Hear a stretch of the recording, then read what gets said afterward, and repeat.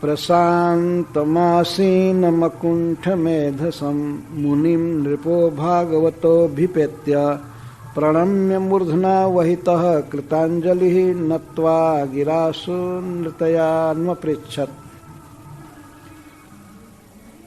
सुखदेव महाराज परीक्षित को यहाँ भागवत कहा जा रहा है। परम वैष्णव श्री कृष्ण भक्त राजा परीक्षित अभिउपेत्य सुखदेव गोस्वामी के बिल्कुल निकट जाकर प्रणम्य प्रणाम किए, मूर्धना साष्टांग प्रणाम किए और इसके बाद हाथ जोड़ करके नत्वा झुक करके इस तरह बोले। प्रश्न करने के लिए फिर से प्रणाम कर रहे हैं। पहले प्रणाम किए स्वागत का प्रश्न करने के लिए, और प्रश्न जब चालू किए कहना कुछ उनके विषय में कहना, तो नत्वा, नत्वा का अर्थ वो भी प्रणाम ही अर्थ है, लेकिन नत्वा का अर्थ है कि सिर और कंधा झुका करके बोले। यह नियम है, गुरु या वैष्णव के पास विनीत भाव से जाना चाहिए। कोई चैलेंज लेकर के नहीं जाना चाहिए। कई ऐसे लोग हैं जो सांड के समान लड़ने के लिए आते हैं। जैसे सांड है, सींग को आगे करके और नाक से फन फन करता हुआ चलता है, ऐसे कुछ लोग जाते हैं वैष्णवों के यहाँ। सभा में ये पूछेंगे, ये पूछेंगे, ये पूछेंगे। तो ठीक है, दूसरे के यहाँ लड़ने के लिए जाना चाहिए, वैष्णवों के पास ऐसे नहीं है जाना चाहिए, और विशेषकर गुरु के पास। जैसे परीक्षित महाराज जा रहे हैं वैसे जाना चाहिए, सांड की तरह हकड़ते हुए और लड़ने के लिए नहीं।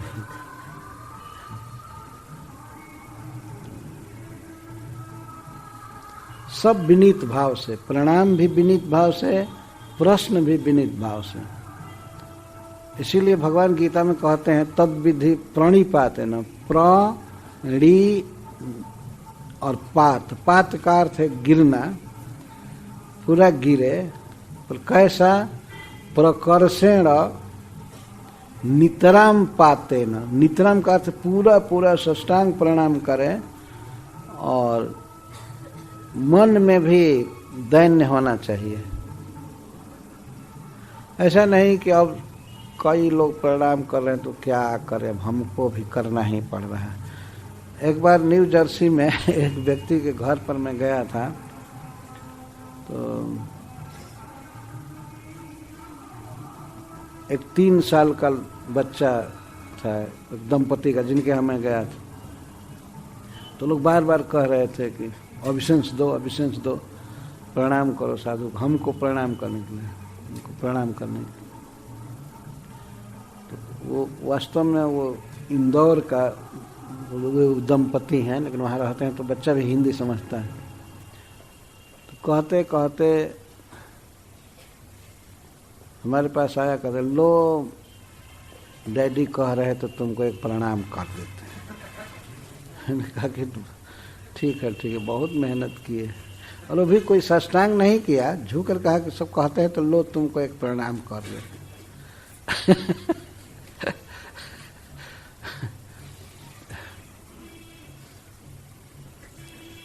तो इस तरह से प्रणाम विनीत भाव से करना चाहिए, और प्रश्न भी विनीत भाव से, और जिज्ञासा भी जानने की लालसा से करना चाहिए।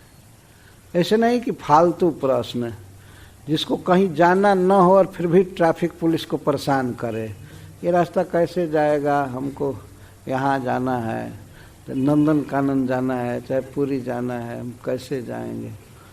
जाने के लिए नहीं। अगर पता लग जाए ट्रैफिक पुलिस को कि फालतू पूछता रहता है, तो कुछ देर के बाद उसको पीटने भी लगेंगे। क्या समय बर्बाद करते हैं, है ना?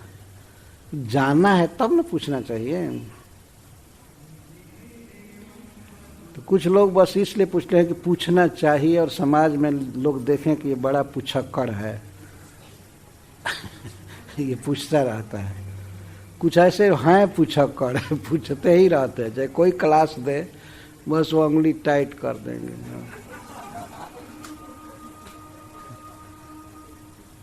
सब लोग जानते हैं कि वही पुराना प्रश्न करेगा और सबसे, और कभी कभी भिन्न भिन्न उत्तर भी होते हैं, तो उसके समझ में तो कुछ आता नहीं, उसको तो केवल पूछना है। महाराज परीक्षित परम वैष्णव हैं और श्रील सुखदेव गोस्वामी परफेक्ट गुरु हैं। इनके प्रश्न का उत्तर बहुत ही सुंदर ढंग से दे रहे हैं। तो अभी तो महाराज उनसे बात कर रहे हैं। तो सुखदेव गोस्वामी के विषय में सूत जी कहते हैं तम प्रशांतम, वे बिल्कुल प्रशांत थे। प्रशांत, इंद्रियां भी, आंखें भी भगवान के भाव से भरी थीं और वाणी भी बिल्कुल शांत। ये नहीं कोई आवे, अगर अशांत किसको कहते हैं, मान लीजिए कोई कथा कहने आया, ये क्या फिट किया, ये क्या किया, ये क्या किया। अरे भैया तुम कथावाचक हो, कथा तो जो कहना है वो कहो। एक बार एक साधु को हमने देखा था आँख से, जनता को बैठा रहे थे और खड़ेसरी थे, खड़ा रह करके वो जग करा रहे थे, सबको बैठा रहे थे, खास करके स्त्रियों को। छोटा सा डंडा लेकर दिखाते थे, मारेंगे मारेंगे, हाँ बोलते नहीं थे, केवल ऐसे दिखाते थे। तो एक बार लाठी तान करके चले, मारना नहीं था लेकिन नाटक कर रहे थे, चले मारेंगे मारेंगे, लाठी लेकर चले, तब तक एक मरकरी फ्यूज हो गया, गिर गया उनके लाठी से। तो इसको अशांत कहते हैं। सुखदेव गोस्वामी बिल्कुल शांत। शांत का अर्थ केवल चुप ही नहीं हुआ, सब प्रकार की लालसा से सुनने थे, अपने आनंद में थे, भगवान के स्मरण में। अकुंठ मेधसम, और न कुंठा सर्वार्थेषु जस्य मेधा जस्य तम। सुखदेव गोस्वामी की बुद्धि किसी भी विषय में, मतलब भगवत तत्व के निरूपण में कुंठित नहीं हो सकती थी, सर्वत्र उनकी पहुंच थी। वे आध्यात्मिक प्रश्नों का ठीक ठीक उत्तर देने में समर्थ थे। यह कुंठा का अर्थ ये हुआ कि भगवान से मेधा बुद्धि हट जाए, खंडित हो जाए स्मरण, तो इसको कुंठित मेधा कहते। लेकिन सुखदेव गोस्वामी अकुंठ मेधा थी, उनकी बुद्धि भगवान से कभी हटती नहीं थी। मुनि, और मुनि हैं, उस समय अभी कुछ बोल नहीं रहे थे। तो भागवत नृप अभिप्रेत्य वैष्णव श्री परीक्षित महाराज उनके पास पहुंच करके प्रणाम किए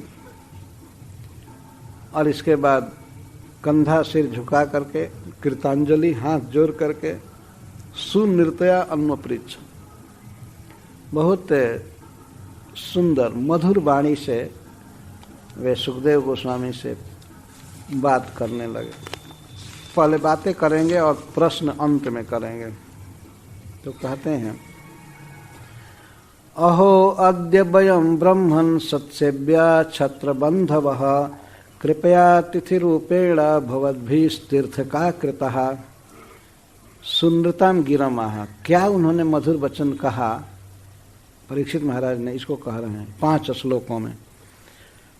अहो, परम सौभाग्य की बात है, वयम छत्रबंधवः, हम क्षत्रिय वंश में जन्म लिए हैं, क्षत्रियाधम हैं, अपने लिए कह रहे हैं। लेकिन हमारा कितना बड़ा भाग्य है कि हम संतों के द्वारा सेव्य हो गए। इतने बड़े बड़े ऋषि मुनि साधु पुरुष मेरे पास आ रहे हैं। सेव्य का यह अर्थ हुआ हमारे पास आए और कृपया तिथि रूपेण, कृपा करके अतिथि के रूप में आप आए और आपके द्वारा हम तीर्थक हो गए। तीर्थ का अर्थ होता है पवित्र, और क मैंने करने वाले। हम ऐसे आज भाग्यशाली हो गए कि दूसरों को तारने वाले हो गए। अर्थात आप हमारे यहाँ आए, सबके लिए कह रहे हैं, विशेषकर सुखदेव गोस्वामी के लिए, आप हमारे घर आए, इससे हम परम पवित्र हो गए, हमारा सारा पाप कट गया, आप हमें पवित्र कर दिए। तो किसी राजा के पास, विषयी के पास कोई विरक्त महापुरुष जाता है, साधु जाता है, तो ये उसका बहुत बड़ा भाग्य है। नहीं तो जनरली संत धनियों के पास नहीं जाते हैं। अगर वास्तव में संत है तब भेषधारी नहीं, केवल कोई लोग तो भेष बना लेते हैं, साधुओं का आदर होता है तो चलो साधु भेष में रहेंगे तो पूजा होगी, प्रणाम मिलेगा और दक्षिणा भी मिलेगी।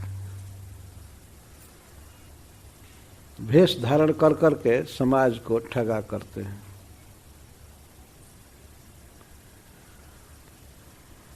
हम बने भगवान, तुम बनो भगत, ठगा करे जगत। हमने देखा तो नहीं, सुना है कि 3 साधु नहीं, भिखमंगा साधु भेष में एक हाथी हायर किए। मेरे गांव के पास ही की बात, हाथी हायर किए, भाड़ा पर ले लिए, और एक शरीर में राख लगाकर, भस्म लगा करके हाथी पर बैठ गया, चुप, मौन बिल्कुल। 2 उसके सेवक थे, 2 भिखमंगे उसके सेवक बने। तो वही लोग बोलते थे, लोग पूछते थे, महात्मा जी कहाँ से आए, कहाँ से आए, कहाँ से आए? तो चूंकि काशी वहाँ से निकट है इसलिए वहाँ नहीं बताते। भेद खुल जाएगा। तो हरिद्वार से महात्मा जी आए हैं और एक बहुत बड़ा यज्ञ कर रहे हैं। वो स्लेट पर लिखता था दूसरा, महात्मा जी तो स्लेट पर भी नहीं लिखते थे, शायद वो पढ़ना लिखना जानते भी नहीं होंगे। तो बहुत बड़ा यज्ञ हो रहा है, विष्णु महायज्ञ, और उसमें इतना गल्ला चाहिए, इतना घी चाहिए, इतना ये चाहिए, ये चाहिए। तो जिसको देना हो वो मुझसे लिखवा दे, लेकिन महाराज को सुना करके। तो लोग बोले, एक गांव में गए, थोड़े ही दूर पर था, तो गांव के लोग जुट करके बोलने लगे, हमारा 1 क्विंटल, हमारा ये चावल इतना, गेहूं इतना, इतना पैसा।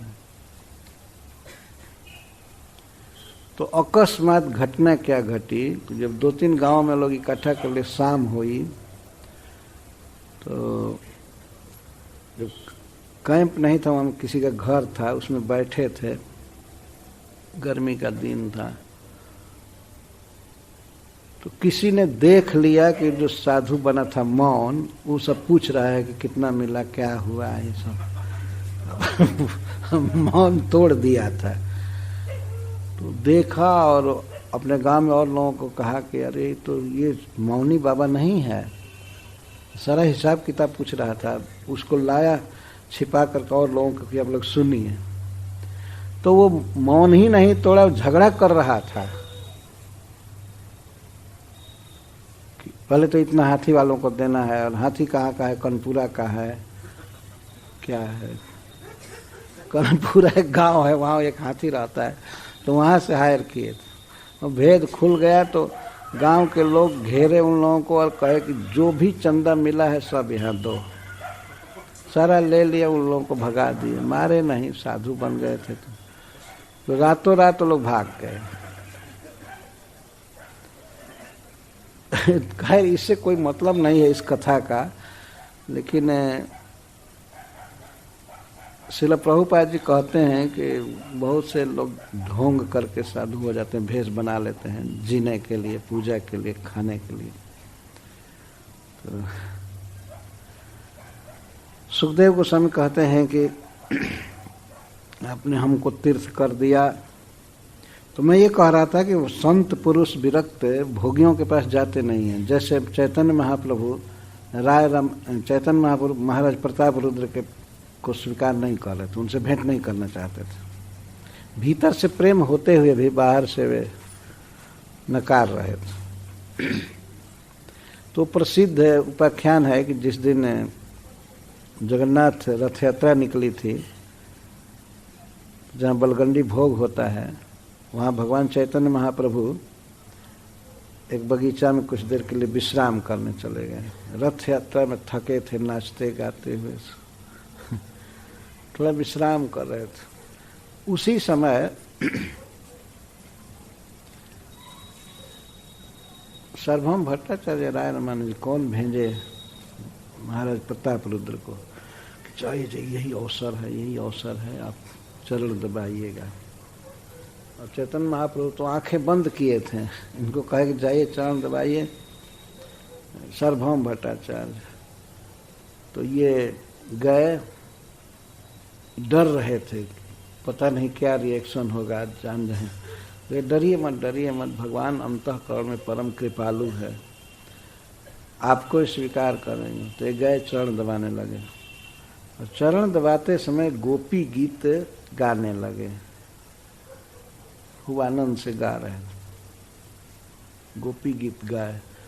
गाते गाते जब 9वां श्लोक गाए, तव कथामृतम तप्त जीवनम कविभिरीडितम कल्मषापहम श्रवण मंगलम श्रीमदाततम भुवि गृह्णन्ति ते भूरिदा जना।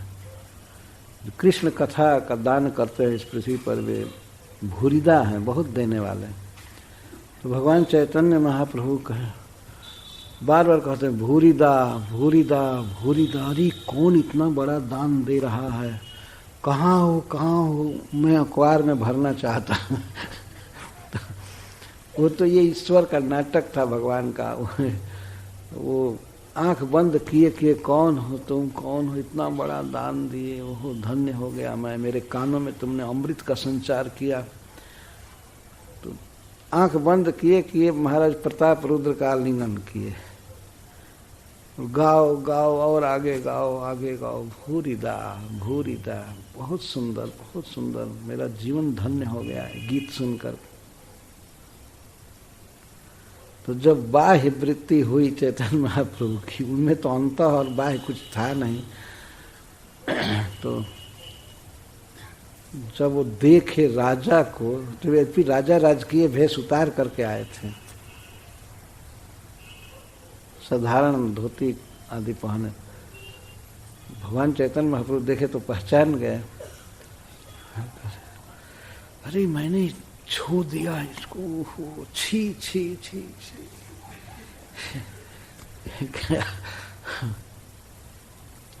ऐसे कहने लगे। लेकिन फिर कहते हैं तुमने बहुत बड़ा दान दिया मुझको, मैं तुम्हारा ऋणी हूँ, ये हूँ वो हूँ। और फिर अब रेगुलर उनके गोष्ठी में महाराज प्रताप रुद्र आने लगे, उस दिन से फ्री हो गए।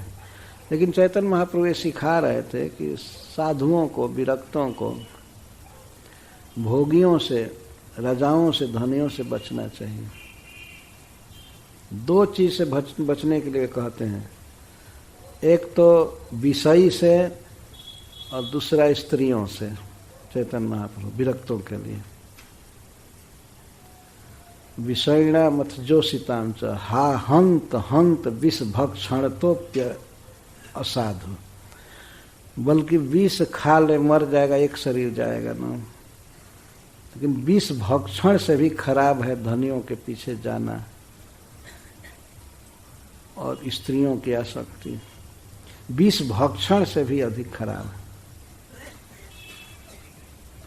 भगवान चैतन्य महाप्रभु का तो उसी को ये याद कर रहे हैं कि हम लोग क्षत्रिय हैं, लेकिन आपने अतिथि के रूप में पधार करके हमें तीर्थ बना दिया, हमें परम पवित्र कर दिया।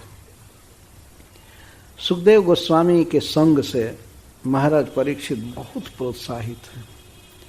आज अपने मुख से निकल रहा है कि हम तो तीर्थ हो गए, बल्कि तीर्थ करने वाले हो गए, तीर्थ बनाने वाले हो गए, दूसरों को पवित्र करने वाले हो गए। आप हमारे घर आए और इस मरणासन्न अवस्था में, जब मैं शरीर त्यागने वाला हूँ, इस समय आपका दर्शन पाकर मैं परम पावन हो गया, धन्य हो गया।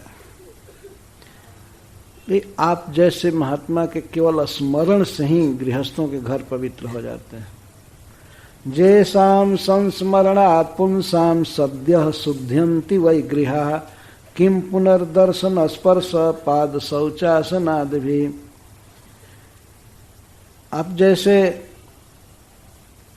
विष्णु भक्त के स्मरण मात्र से कहीं बैठा हुआ कोई गृहस्थ और ऐसे साधु का कोई स्मरण करे, सुखदेव गोस्वामी जैसे महात्मा का केवल स्मरण करे, उसको जानने की फुर्सत न हो उसके पास, केवल अपने घर में बैठा हुआ स्मरण भी करे या कहीं भी काम धंधे के समय में भी स्मरण करे, तो ऐसे पुरुषों के पाप तुरंत नष्ट हो जाते हैं, गृह पवित्र हो जाता है।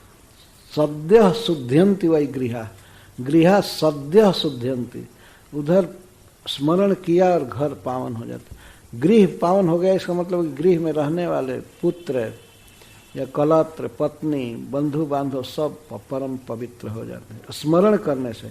तो किम पुनः दर्शन स्पर्श पाद शौचनाद भी। और फिर ऐसे गृहस्थ को यदि सौभाग्य मिले दर्शन का, उसको दर्शन का स्वभाव मिले तो दर्शन और इसके बाद चरण स्पर्श, दर्शन स्पर्श और पाद शौच, चरण धोने का मौका मिले, और उस घर में गृहस्थ के यहाँ भगवान का परम भक्त कोई बैठे कुछ देर के लिए, आसन लगावे आदि भी, और भी कुछ खाए, कुछ वार्ता करे, तब तो कहना ही क्या है, इसमें तो पूछना ही क्या है। केवल स्मरण करने से गृहस्थों का घर पवित्र हो जाता है। ये सब भगवान की भक्ति का प्रभाव है।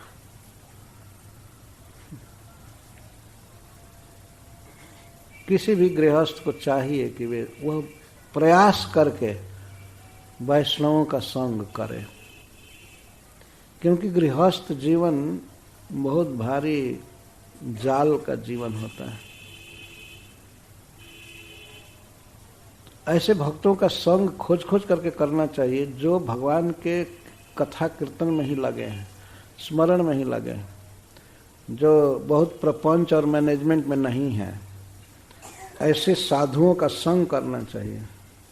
सुखदेव गोस्वामी मैनेजमेंट में बिल्कुल नहीं थे, अपने पिताजी से तो बैठकी हुई नहीं थी, केवल भागवत पढ़ने के लिए भेंट किए थे। ये धर्म है, नहीं तो आदमी का जीवन गुमराह हो जाएगा। उसे चाहिए कि महात्माओं का संग करे और उनका दर्शन, उनका चरण स्पर्श, उनका चरण धोवे, उनको आसन पर बैठावे, आदि भी से और कुछ खिलाना पिलाना, वार्ता करना, गोष्ठी करना, कथा सुनना, चाहे अपने घर पर या घर से बाहर कहीं भी जहाँ कथा होती है, जहाँ महात्माओं का संगम होता है, वहाँ वो जाए। यह जीवन का बहुत आवश्यक कार्य है। तदेव साध्यम, तदेव साध्यम। नारद जी भक्ति सूत्र में कहते हैं कि साधु संग ही साध्य है। इसी को प्राप्त करने की चेष्टा करनी चाहिए, इसी को प्राप्त करने की चेष्टा करनी चाहिए। बारंबार कहे हैं वो। तो महाराज परीक्षित कहते हैं कि आप जैसे साधु के स्मरण मात्र से गृहस्थों के घर पवित्र हो जाते हैं, फिर दर्शन स्पर्श पाद शौच और आसन आदि से कहना ही क्या है। सानिध्यात्य महायोगिन पातकानि महान्त्यपि सद्यो नश्यन्ति वै पुंसाम विष्णोरिव सुरेतरः।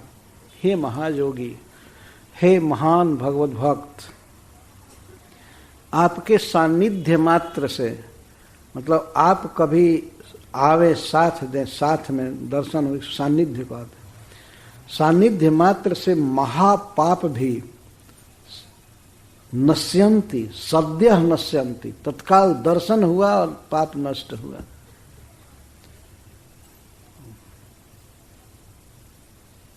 गंगा जी के बारे में कहा जाता है कि गंगा जी देर तक, बहुत दिन तक स्नान करने से तब पाप को काटती हैं, लेकिन दर्शने पवित्र कर यही तुम्हारे गुण। दर्शन से ही आप पवित्र कर देते हैं। ये वैष्णवों का प्रभाव होता है, क्योंकि ये भगवान को अपने हृदय में धारण करते हैं। हृदयंतस्थेन गदाभृता है, हृदयस्थेन गदाभृता। गदाधर भगवान उनके हृदय में रहते हैं। गदाधर, गदा धारण करने वाले भगवान। ऐसे गया जी में भगवान का चरण विराजता है, पर वहाँ के भगवान को गदाधर भगवान कहते हैं। तो पूर्वजों की शुद्धि हो जाती है, वे तर जाते हैं वहाँ भगवान को प्रणाम करने से, श्राद्ध करने से। ये प्रभाव है गदाधारी भगवान का। तो जैसे भगवान विष्णु के सामने कितना भी बलवान कोई असुर हो, हिरण्यकश्यप जैसा, वो टिक नहीं सकता, टिक नहीं सकता, उसे नष्ट होना है। उसी तरह से हे महायोगी, हे महान भगवत भक्त, आपके सानिध्य से बड़े बड़े पाप तुरंत नष्ट हो जाते हैं। भगवान विष्णु ऐसे शक्तिशाली हैं, मतलब भगवान कृष्ण या विष्णु, इनके सानिध्य से अगर किसी के पास ये हो तो वहाँ असुरों का प्रभाव नहीं पड़ सकता है। सानिध्य से ये तात्पर्य है कि भगवान का नाम, गुण, लीला, रूप, धाम, भक्त, यह है सानिध्य। यदि कोई भगवान के नाम का जप करता है, श्रवण कर रहा है, भगवान को कहीं प्रणाम कर रहा है, अर्चा विग्रह को प्रणाम कर रहा है, सेवा कर रहा है, तो उसके महान पाप ध्वस्त हो जाते हैं, बड़े से बड़े पाप। दो प्रकार के जीव हैं, मनुष्य हैं, एक सूर और असुर। श्रील प्रभुपाद जी बार बार इस बात को लिखे हैं, सूर और असुर। तो विष्णु भक्त को सूर कहा जाता है, देवता। और जो भगवान के भक्त नहीं हैं विष्णु के, भले अन्य के भक्त हैं, पर उनको असुर कहा गया। जैसे रावण शिव जी का बहुत बड़ा भक्त था, लेकिन फिर भी असुर था। और कंस दुर्गा जी का प्रचंड भक्त था, पर फिर भी वो असुर है। इस तरह से असुर है। तो असुरों का प्रभाव समाज में बहुत रहता है, लेकिन ये कब तक रहेगा, कब तक टिकता है प्रभाव? जब तक भगवान का सानिध्य न हो। भगवान का सानिध्य मिलने पर, उनका नाम कीर्तन करने पर, उनकी कथा होने पर, उनके भक्तों का समागम होने पर, ये असुरों का प्रभाव ध्वस्त हो जाता है।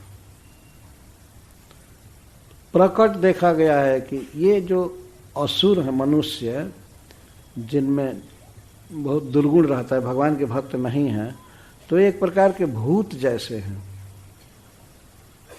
जो भगवान के भक्त नहीं हैं, वास्तव में वो घोष्ट है, भूत हैं। भले ये भूत वायुयान से चलते हैं, रेल से चलते हैं, मोटरसाइकिल पर घूमते हैं, तो ये जीवित भूत बहुत खतरनाक हैं। मान लीजिए भूत या मरा हुआ आदमी मोटरसाइकिल चलाने लगे, तो ये बहुत भयावह बात है ना। भूत जैसे असुर हैं, भगवान कृष्ण से कोई प्रेम नहीं है। उनकी सृष्टि में उनकी हवा, उनका पानी, उनकी धरती, उनका दिया हुआ भोज्य पदार्थ लेकर खा रहे हैं, पी रहे हैं, पर भगवान का नाम भी नहीं लेते, प्रणाम भी नहीं करते। ये सब भूत हैं और असुर हैं।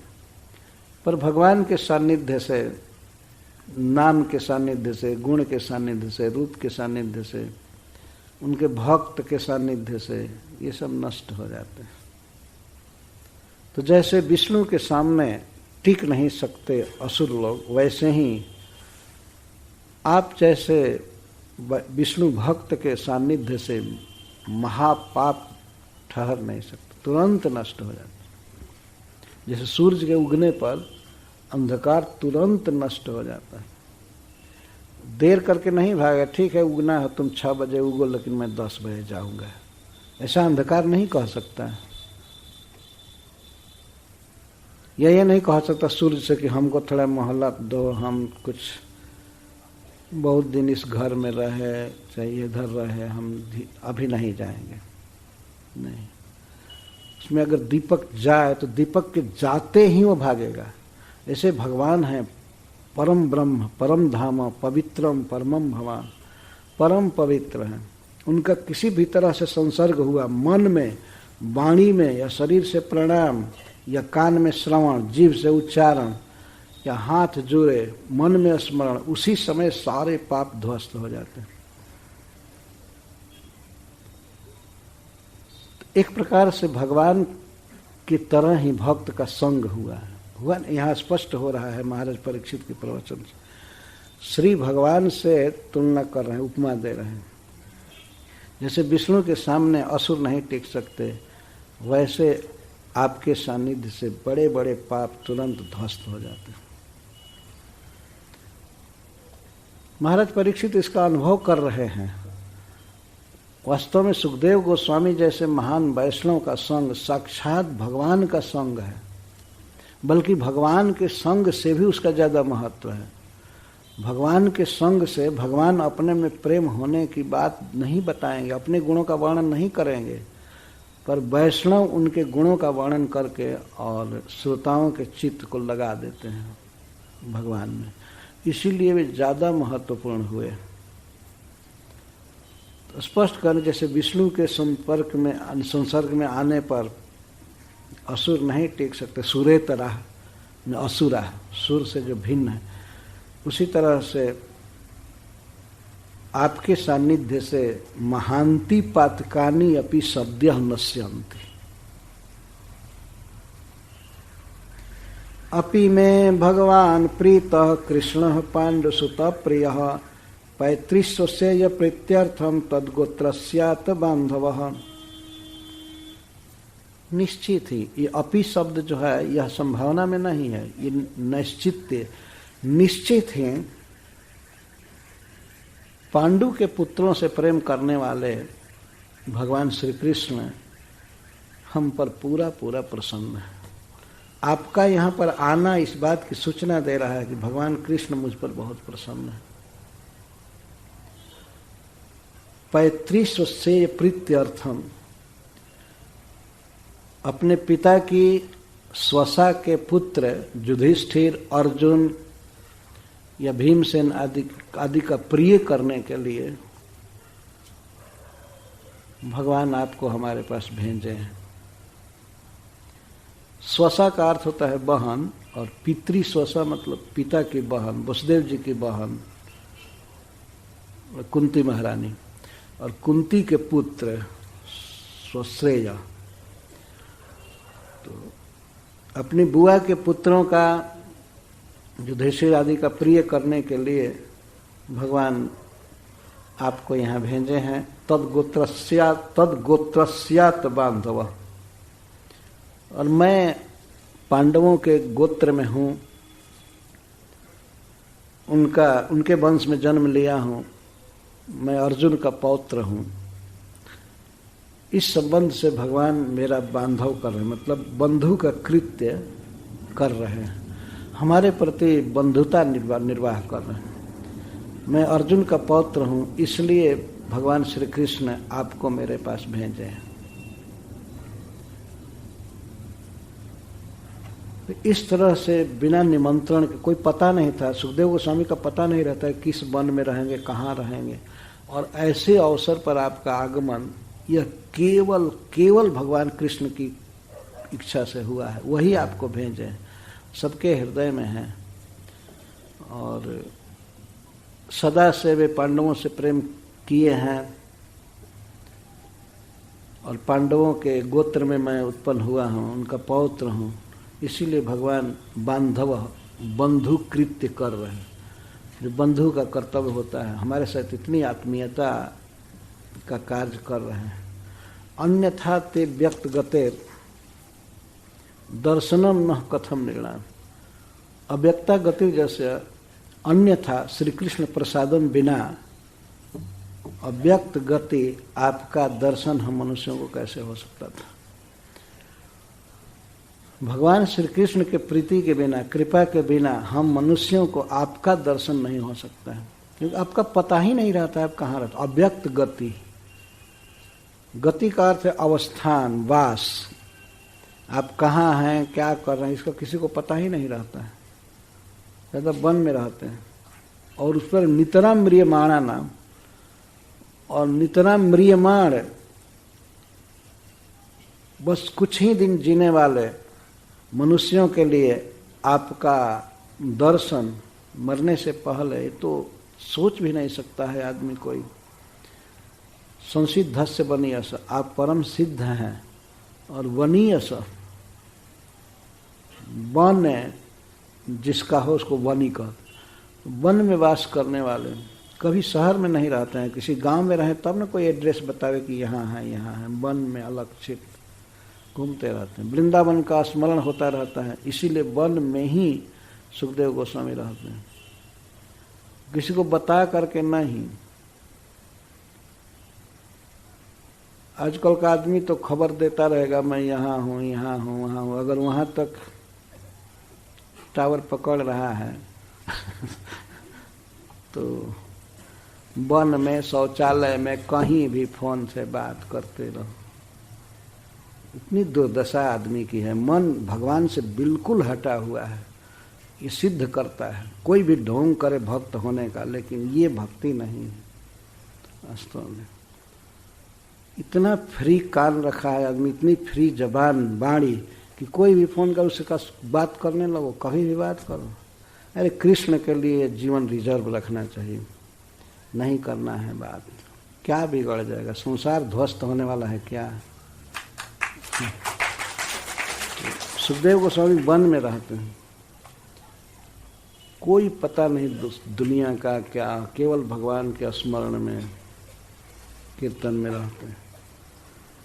तो ऐसे महात्मा का सिद्ध का दर्शन मुझे मिले, ये बिना भगवान की कृपा के नहीं हो सकता था। श्री कृष्ण हमारे साथ बंधुता कर रहे हैं, हमारे साथ परम स्नेही का काम कर रहे हैं, इसीलिए आपको भेजे हैं। मैं म्रियमाण हूँ, मैं शरीर त्यागने वाला हूँ, इस अवसर पर आपको भेजना है। अब मैं निश्चित समझ गया कि मैं भगवान के धाम में जाऊंगा, क्योंकि कृष्ण चाहते हैं। वास्तव में उन्होंने ही साथ दिलवाया, साथ दिलवा कर और इस तरह से संजोग दिया है। भगवान की कृपा, भगवान का स्नेह अपने पर मान करके ये भक्ति कह रहे हैं। अतः पृच्छामि संसिद्धिम जोगी नाम परमम गुरुम। अब ये प्रश्न कर रहे हैं, यहाँ तक अपना सौभाग्य, भगवान की कृपा, भगवान के साथ पांडवों का संबंध बता करके अब प्रश्न कर रहे हैं। अतः पृच्छामि संसिद्धिम, मैं संसिद्धि के विषय में प्रश्न कर रहा हूँ, क्योंकि योगी नाम परमम गुरुम, आप समस्त भक्तों के शिरोमणि हैं, आप समस्त योगियों में श्रेष्ठ हैं, सबके गुरु हैं। पुरुषस्य जत कार्यम म्रियमाणस्य सर्वथा। इस जीवन में पुरुष का जो कार्य है, करने योग्य है, वो बताइए।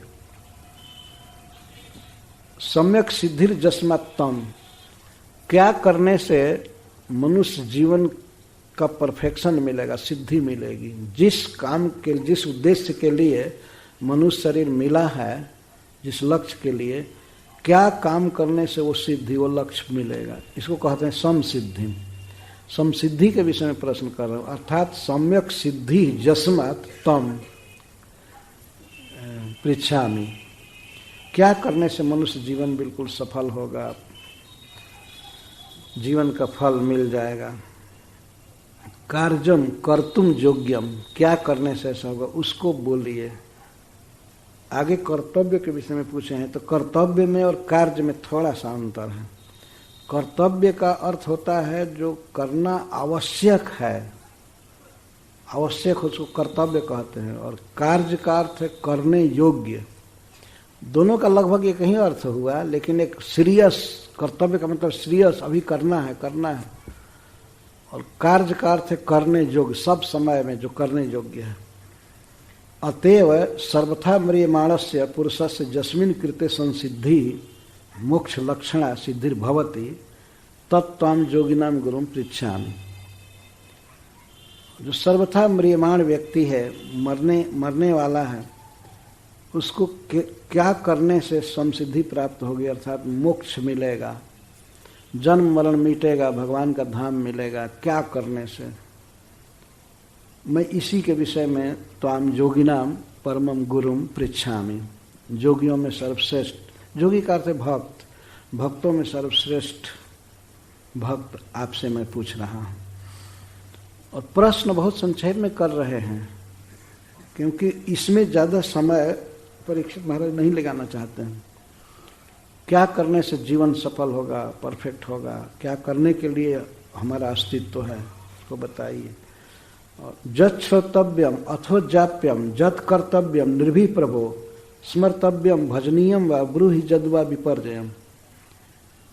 जो सुनने योग्य है, जो जपने योग्य है, जो करने योग्य है, जो स्मरण करने योग्य है, और जो आराध्य है तद ब्रूहि। और हमारे पास बोलिए, हमको बताइए भाई, करना तो जब भगवान ने इंद्रियां दिया है तो इसका अर्थ है कि कुछ करने के लिए दिए हैं, तो कुछ सुनने के लिए, कुछ बोलने के लिए। सुनने के लिए कान दिए हैं, बोलने के लिए जीभ दिए हैं, मन दिए हैं स्मरण के लिए, हाथ दिए काम करने। तो कृपया हमको बताइए। ठीक है, इंद्रियों के इस व्यवस्था से पता चल रहा है कि भगवान ये सुनने बोलने के लिए दिए हैं इंद्रियां, तो इसका मतलब है कि सुनना जरूरी है, सुनना जरूरी। तो जत श्रोतव्यम, जो सुनने योग्य है, क्या सुनना चाहिए ये मतलब। अथो जाप्यम, और जत जाप्यम, जो जपना चाहिए, बारंबार आवृत्ति करनी चाहिए। किस बात की बारंबार आवृत्ति करनी चाहिए, लगातार या बारंबार, वो बताइए। और जत कर्तव्यम, तो क्या करना चाहिए, हाथ से, पैर से, आदि से, इंद्रियों से क्या करना चाहिए। और जत स्मर्तव्यम, स्मरणीयम, और किसका स्मरण करना चाहिए। और भजनीयम वा, और किसका भजन करना चाहिए, कौन आराध्य है, कौन सेव्य है, किसको अपने जीवन में प्रसन्न करना चाहिए, इसको बताइए। तद ब्रूहि, और विपर्जयम वा, और विपर्जय का अर्थ है कि इसके उल्टा भी बताइए। क्या नहीं सुनना चाहिए, क्या नहीं बोलना चाहिए, क्या नहीं करना चाहिए, क्या स्मरण नहीं करना चाहिए, और किसका भजन नहीं करना चाहिए, ये भी बताइए। केवल यही नहीं पूछ रहे हैं कि कौन भजनीय है, प्रभु है, आराध्य है, कौन आराध्य नहीं है, यह भी बताइए। और किसका स्मरण नहीं करना चाहिए, किसके बारे में नहीं बोलना चाहिए, और क्या नहीं सुनना चाहिए, क्या नहीं स्मरण करना चाहिए। कितना क्लियर प्रश्न है। यही प्रश्न का लास्ट श्लोक है महाराज परीक्षित का। क्या सुनना चाहिए, क्या बोलना चाहिए, क्या स्मरण करना चाहिए, क्या करना चाहिए, किसका भजन करना चाहिए, बताइए। कितना कितना स्पष्ट प्रश्न है। इसका अर्थ है कि सुनना ही कर्तव्य है, सुनना चाहिए, बोलना चाहिए, पर क्या बोलें, किसके बारे में बोलें, किसकी पूजा करें, किसकी शरण लें, और इसके उल्टा भी बताइए क्या नहीं करना चाहिए, सब पूछ रहे हैं। एवमाभासितः पृष्ठ सराज्ञास लक्षणया गिरा, नहीं उस पर छूट गया। नूनम भगवतो ब्रह्मन् गृहेषु गृहमेधिनाम न लक्ष्यते यवस्थानम अपि गोदोहनम क्वचित। आपका दर्शन बहुत दुर्लभ है। सुखदेव गोस्वामी से महाराज कहते हैं आपका दर्शन बहुत दुर्लभ है, पर हमारे किसी भाग्य से या भगवान कृष्ण की कृपा से आपका दर्शन मिला। लेकिन आप गृहस्थों के घर पर बहुत कम रुकते हैं, बहुत कम अवस्थान करते हैं। कितना देर अवस्थान करते हैं? केवल गोदोहन काल। किसी गृहस्थ के घर पर गाय दुही जाती है, उतने देर रुकते हैं, और वो भी कभी कभी नहीं, ज़्यादातर नहीं ही। तो आप गोदोहन मात्र काल भी अवस्थान नहीं करते हैं।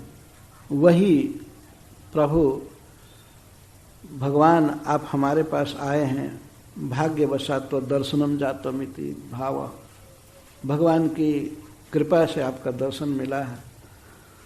तो मैं अधिक समय नहीं ले रहा हूँ प्रश्न करने के लिए, आप कृपा करके इसका वर्णन कीजिए, क्योंकि आप फिर चले जाएंगे।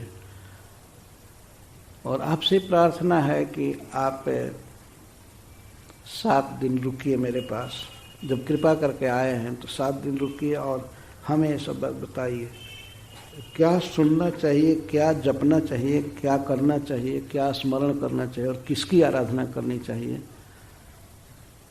केवल प्रश्न का उत्तर ऐसे नहीं हो रहा कि बता देंगे कि हाँ तस्मात् भारत सर्वात्मा भगवान ईश्वरो हरि श्रोतव्य कीर्तितव्य स्मर्तव्य क्षता भय, तो एक श्लोक में ही बता दिए।